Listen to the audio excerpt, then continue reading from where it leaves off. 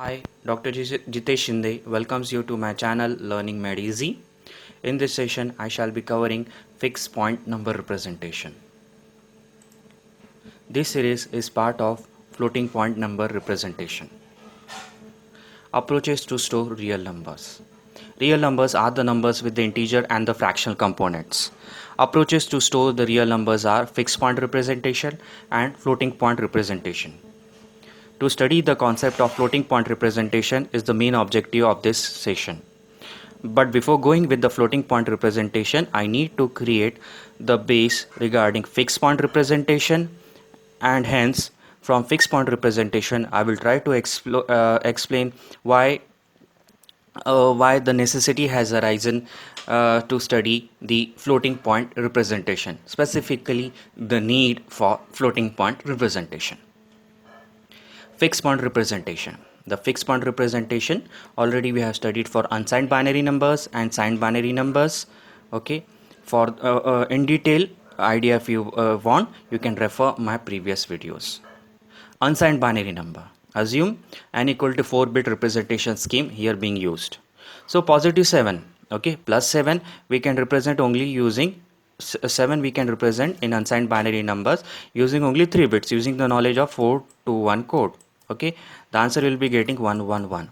But here it has been exclusively specified to use n equal to 4-bit representation scheme. Hence at the MSB 0 has been placed here. Thus the answer here we are getting 0111 to the base 2. 15. Okay, using the knowledge of 8421 code, the answer we are getting 111 4 times 1 to the base 2 f to the base 16. The range for n bit integer component.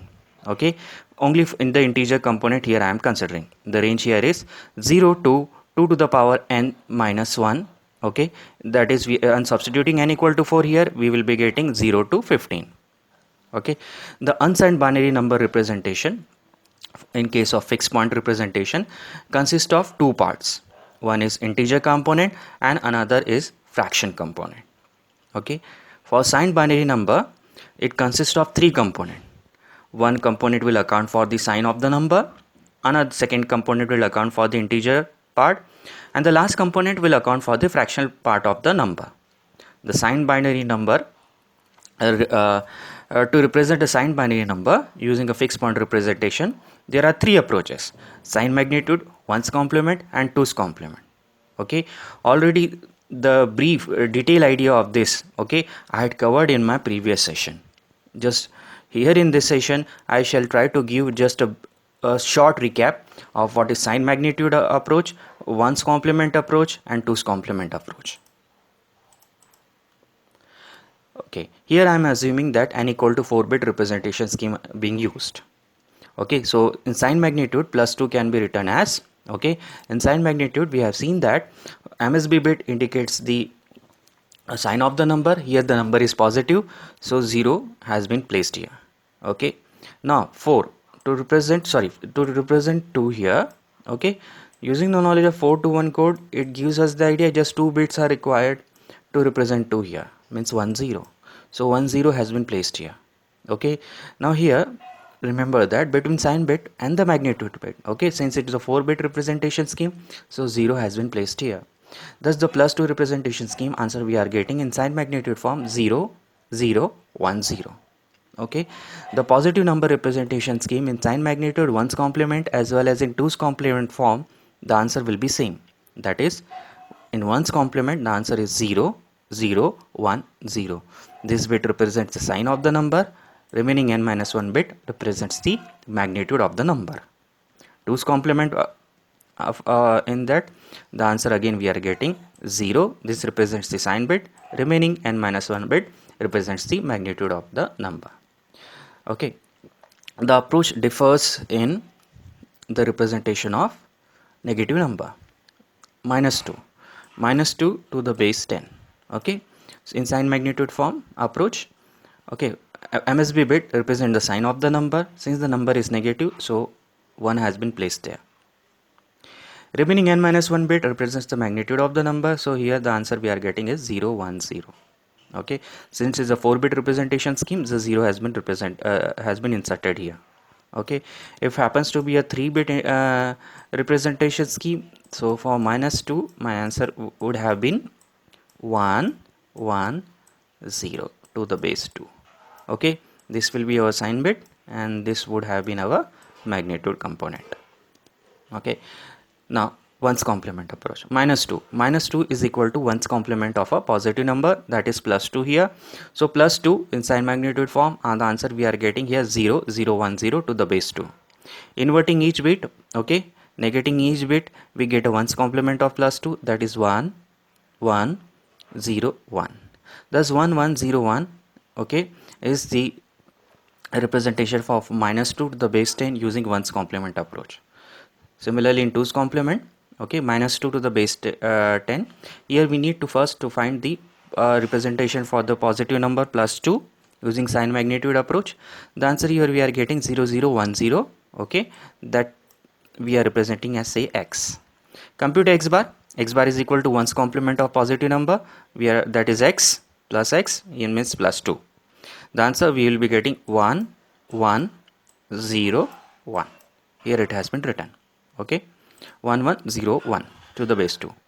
Now x bar plus 1, we need to find the 2's complement, so next step is compute x bar plus 1. 1 1 0 1 plus 1, 1 plus 1 0, carry is generated here, it has been forwarded here. Thus the result here we are getting 1 1 1 0. Okay, thus in using 2's complement approach, -2 answer is 1 1 1 0 to the base 2. Now the range. In sign magnitude and in ones complement, the range is same. Okay, for n bit, say here I am considering only the integer component. For the n bit integer component, the range is -2 to the power n minus 1 -1 to plus 2 to the power n minus 1 -1. Thus for n equal to 4 bit, the range here we are getting -7 to +7. Similarly for 2's complement, for n bit integer part, the range here we are getting -2 to the power n minus 1 to plus 2 to the power n minus 1 -1. Thus for n equal to 4 representation scheme, the range here we are getting -8 to +7. Okay, now if assume that we want to design an application where the input and output are of 4 bit. Okay, so the number of wires required to represent n equal to 4 bit, for n equal to 4 bit representation scheme, at the input side will be 4, at the output side it will also be 4. Okay, as the concept advances further, instead of wire we shall be using the terminology bus, BUS. Okay, so since we are at the initial stage, here I am using just the terminology wire. Now here, after running the application, we are finding that n equal to 4 bit, okay, input is generating say n equal to 5 bit output. Because of that, since the output is of 5 bit for certain cases, okay, so we are getting erroneous output at the output section, because the output is here is of coming out to be 5 bit for certain input conditions. Okay, to overcome this problem, okay, of overflow, especially here, okay, we need to increase the number of the outputs, number of wires at the output.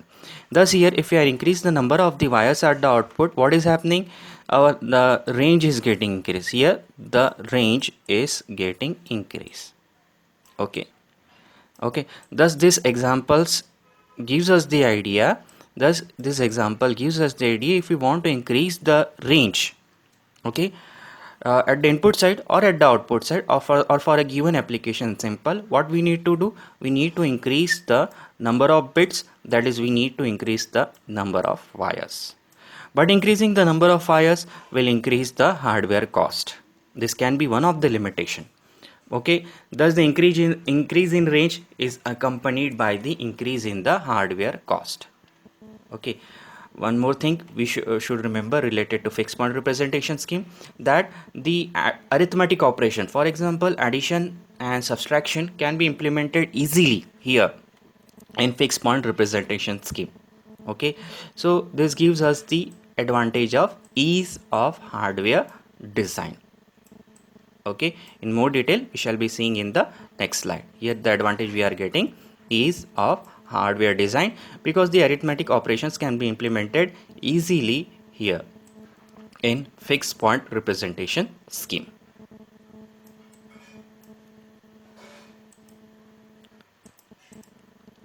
Now, approaches to store real numbers. Let's see in detail. Fixed point representation. This representation has fixed number of bits for the integer part and for the fractional part. Representation of fixed point numbers in general is divided in three parts: signed bit, integer field, fractional field for signed fixed point, with the examples we have seen in the previous slide. In two parts, integer field and the fractional field for the unsigned fixed point. Okay, the example we have seen in the previous slide. Okay, already we have covered this portion in the previous slide, so I am not covering here. Now, advantages. The advantages for here are ease of digital hardware design. Here the arithmetic operation can be implemented easily, hence the application design, okay, using fixed point representation will be very easy if you are using the approach of fixed point representation. Performance also better. Drawback: if we want to increase the range, then we need to increase the number of wires, we need to increase the number of n, okay, so the hardware cost will increase with the range. Okay, here the another drawback is the accuracy and precision. If we want to have better accuracy and better precision, we need to have higher values of n. But if we go with the higher values of n, means more number of the wires will require, this will increase the hardware cost as well. Hence this concept, this approach, that is fixed point representation, is not suitable for the scientific application where precision and accuracy are the important parameters. Okay, so example, given a 7-bit code word 11101111. Decode the word assuming the code word represents the unsigned integer. Okay, so here this is having a position number of 0 and this is having a position number of 1 2 3 4 5 6. This is having a position number of 6. Okay, so I can write this as, using the knowledge of positional number system, as 1 into 2 to the power 6 plus 1 into 2 to the power 5 plus 1 into 2 to the power 2 to the power 4, okay, plus 0 into 2 to the power 3 plus 1 into 2 to the power 2 plus 1 into 2 to the power 1 plus 1 into 2 to the power 0. Okay, solve each bracket, you will be getting the final answer. Okay, another approach here we can use. Okay, here we will consider only those digits which are non-zero. Okay, so here we can represent this also as 2 to the power 6 plus 2 to the power 5 plus 2 to the power 4.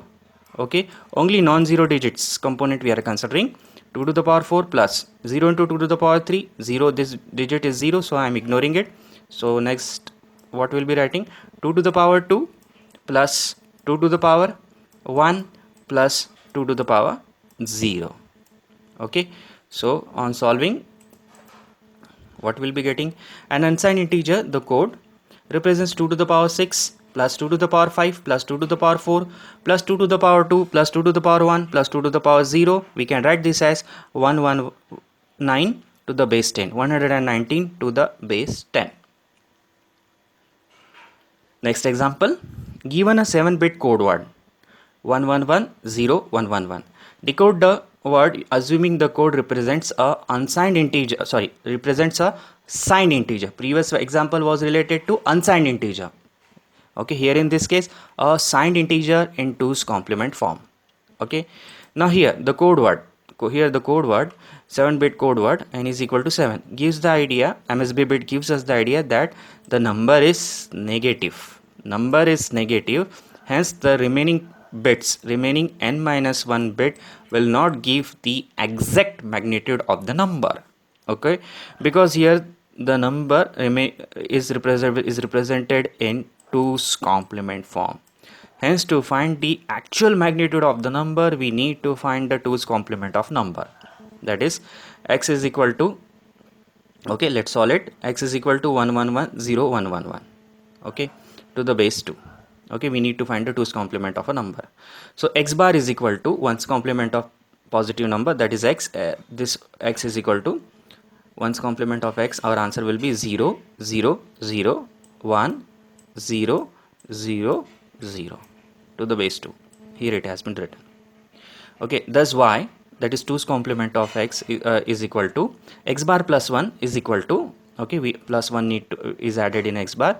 So 0 plus 1 1, thus the answer here we are getting 0 0 0 1 0 0 1. Using the knowledge of 8421 code, here the magnitude here we are getting, okay, 8 and 1 only involved in the addition, so 9 is the result here we are getting. Thus the result here is minus 9 to the base 10. Okay, this answer for this is 1110111. Okay, using 2's complement approach, the answer here we are getting minus 9 to the base 10. Okay, MSB bit gave us the idea that a number is a negative, hence the n minus 1 bit will not represent the actual magnitude of the number. Okay, that's why to find the actual magnitude of the number, here we had computed, we had find the 2's complement of this particular number x to get the magnitude 9. Result is minus 9 to the base 10. Okay, this is the approach we need to follow in the exam, and this is the another approach I am leaving it for self study. Okay, which can be followed in competitive examination.